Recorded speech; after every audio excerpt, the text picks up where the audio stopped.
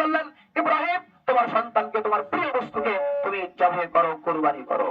এবার ইব্রাহিম আলাইহিস সালামকে যখন আদেশ দিলেন, ইব্রাহিম আলাইহিস সালাম আল্লাহর কাছে সৎ সন্তান চেয়েছিল, আল্লাহ তাআলা সৎ সন্তানের শুভ সংবাদ দিয়েছে। এবার প্র্যাকটিক্যালি ডাইরেক্ট প্রমাণ, ইব্রাহিম আলাইহিস সালাম এবার ইসমাঈল আলাইহিস সালামের কাছে ছোট্ট বাচ্চা বাবার সাথে চলাফেরায় উপনীত হয়েছে, বাচ্চার কাছে গিয়ে মতামত পেশ করছে, তার মনসম্মতি ইচ্ছা, বাবা ও ইসমাঈল শোনো, আল্লাহ রাব্বুল আলামিনের প্রত্যেক আদেশ এটা, তিনি স্পষ্ট করে বলছেন না, বলছেন বাবা আমি স্বপ্ন যোগে দেখছি, ইন্নী আরা ফিল মানাম আন্নী আযবাহুকা ফানজুর মাযা তারা।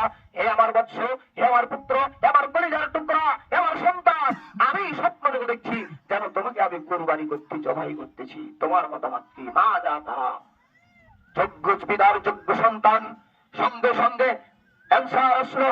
যখন ইব্রাহিম আলাইহিস সালাম ইসমাঈল আলাইহিস সালামের কাছে এই প্রস্তাব পেশ করলেন, তখন সঙ্গে সঙ্গে জবাব আসলো রব্বুল আলামিনের, যে দোয়া রব্বুল আলামিনের কাছে করেছিলেন ইব্রাহিম আলাইহিস সালাম সৎ সন্তানের। এবার দেখেন যে আল্লাহ তাআলা নবী তার পুত্রের কাছে বলছেন যে আমি তোমাকে স্বপ্ন যোগে জবাই করছি, ইন্নী আরা ফিল মানাম আন্নী আযবাহুকা ফানজুর মাযা তারা। এবার ইব্রাহিম আলাইহিস সালামের পুত্র ইসমাঈল আলাইহিস সালাম বলেছেন, ক্বালা ইয়া আবাতি ফাআল মা তু'মার সাতাজিদুনি ইনশাআল্লাহু মিনাস সাবিরিন।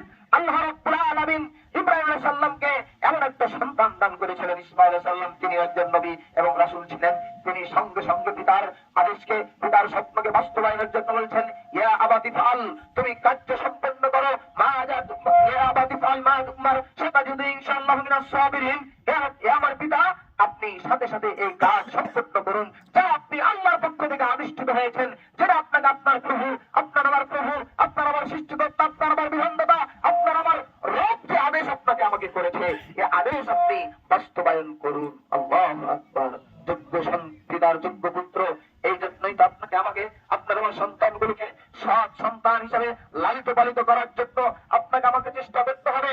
এবার যখন তারা উভয়ে মনসম্মতি পেশ করলো, মনসম্মতি পেশ করে এবার চলে যাচ্ছে মিনার ময়দানে। এই মধ্যখানে তাফসীরের পুত্র ইসমাঈল আলাইহিস সালাম বললেন, হে আমার পিতা, আপনি কার্য সম্পন্ন করুন, আপনার যেটা আপনার প্রভু আপনাকে আদেশ করেছে, আপনার আমার প্রভু যেটা আদেশ করেছে। হে আবাতি ফাআল মা তু'মার সাতাজিদুনি ইনশাআল্লাহু মিনাস সাবিরিন, আমাকে ধৈর্যশীলদের অন্তর্ভুক্ত পাবেন। এরপরে উভয় পিতা এবং পুত্র ফালাম্মা আসলামা ওয়া তাল্লাহু লিল জাবিল, যখন তারা উভয় পিতা এবং পুত্র আল্লাহ তাআলার বিধিবিধানের কাছে মাথাকে নত করে দিল, মাথা ডুবিয়ে দিল, এরপরে ইব্রাহিম আলাইহিস সালাম ইসমাঈল আলাইহিস সালামকে কাঁধ করে জমিনে শুয়ে দিল, জবাই করবে। কত বড় পরীক্ষা দেখুন, একটি মাত্র পুত্র আল্লাহ তাআলা দান করেছেন ইসমাঈল আলাইহিস সালামকে। ইসমাঈল আলাইহিস সালামের বেশ কিছুদিন পরে আল্লাহ তাআলা ইসহাককে দিয়েছিলেন। ইসমাঈল আলাইহিস সালামকে আল্লাহ রাব্বুল আলামিন কুরবানি করতে বললেন।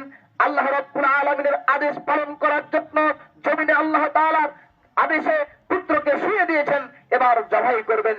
জবাই করার জন্য, কুরবানি করার জন্য যখন শুয়ে দিলেন, ফালাম্মা আসলামা ওয়া তাল্লাহু লিল জাবিল, যখন কাঁধ করে জমিনে শুয়ে দিয়েছেন, এরপরে আল্লাহ রাব্বুল আলামিন তার অন্তরের খবর, তার তাকওয়ার শীলতা আল্লাহ রাব্বুল আলামিনের কাছে গ্রহণযোগ্য হয়ে গেছে, গ্রান্টেড হয়ে গেছে, কবুল হয়ে গেছে।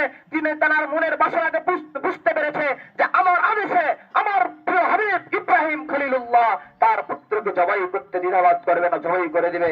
অতএব আল্লাহ রাব্বুল আলামিন এবার গায়বী আওয়াজ দিয়ে বলছেন, ওয়ানাদাইনাহু আইয়া ইব্রাহিম কদ সাদ্দাকতার রুবিয়া ইন্না কাযালিকা নাজজিল মুহসিনিন।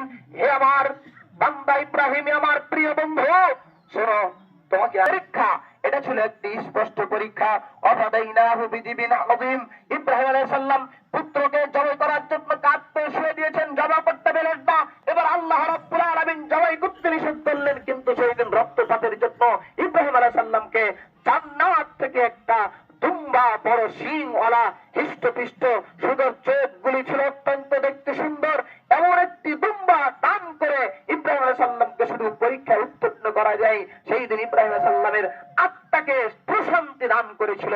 ইব্রাহিম আলাইহিস সালাম আল্লাহ রাব্বুল আলামিনের বিধান পালন করার জন্য, একনিষ্ঠতা থাকার জন্য, আজকেও যদি আপনি আমি আল্লাহ রাব্বুল আলামিনের দেওয়া বিধানের কাছে